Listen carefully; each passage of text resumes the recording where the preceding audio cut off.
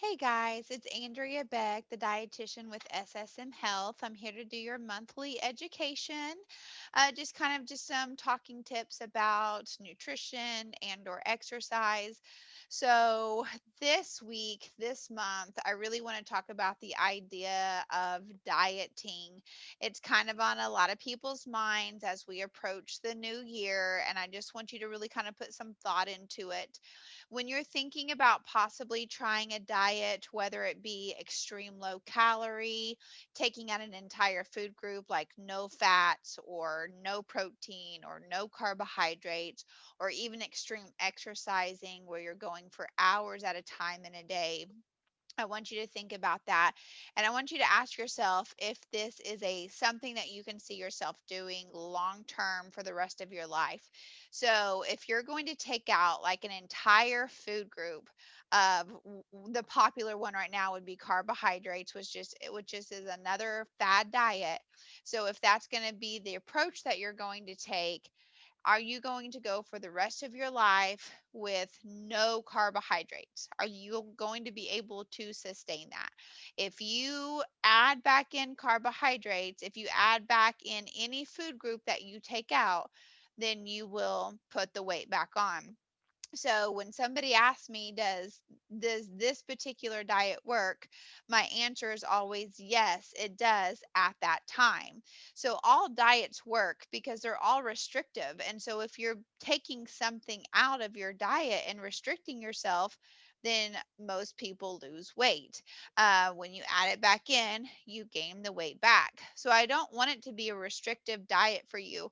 I don't want you to feel like you're going to fall off the bandwagon or be cheating on your diet. It's just really something to do for the rest of your life.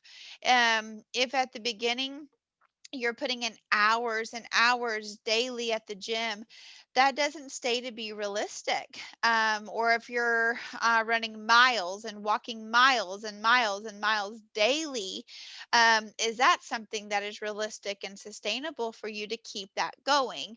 Um, I don't want you to get an injury right off the bat. I don't want you to get burned out right off the bat.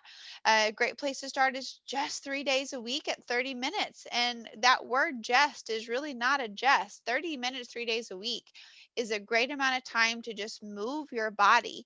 And also just thinking about ways that you can incorporate just natural movement, whether it be parking further out at the grocery store, taking a 15-minute break in your day and standing up from your desk and walking around a little bit. How can you just add in that movement to where you're not killing your body by doing it hours at a time, going from nothing to hours? So I just want you to think about that of what can that look like for this next year that is coming up? What is something that you can do that is achievable and it's realistic and it can be long term? Can you just increase your water and keep that going? Can you shoot for more fruits and vegetables? Can you shoot to move your body the 3 days a week at 30 minutes? Think about those small, achievable, and realistic goals as you're trying to make decisions for this next year and for your health for this next year. Let me know if you have any questions. You can always make comments under the Facebook posts, and I can see those if you have any discussion or questions. And again, I'm here at SSM Health at the Shawnee Clinic, so I am also here if you ever need anything further from me. I'll see you guys next month, and I hope you guys enjoy the rest of this month.